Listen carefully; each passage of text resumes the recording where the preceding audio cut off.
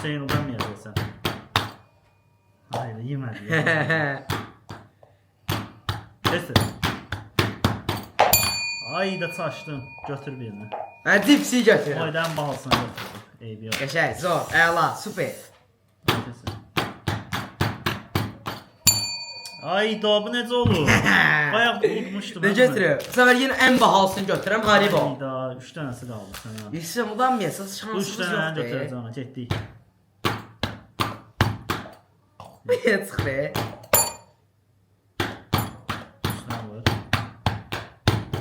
Deyəm. Çaşdı. Saçdım ekrana. Kat kat. Aa o niye götür? Bu niye götürmedi? Onu emirəm. Çox Dans fikirlərim. beləyəm ona. Çox fikirməm gəlir. Getdik.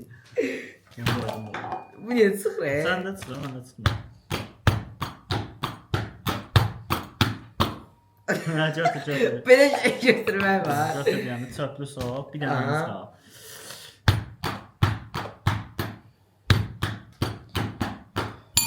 Ay da, 3 dənə apardı. Oyda. Bunun suları Bana var. bak.